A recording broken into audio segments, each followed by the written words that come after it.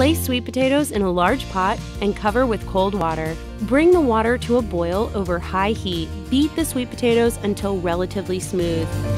Stir in butter, brown sugar, eggs, cream, vanilla, and salt.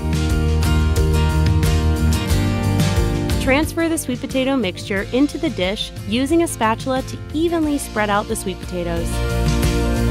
To make the crumble, whisk together the flour, dark brown sugar, and ground cinnamon.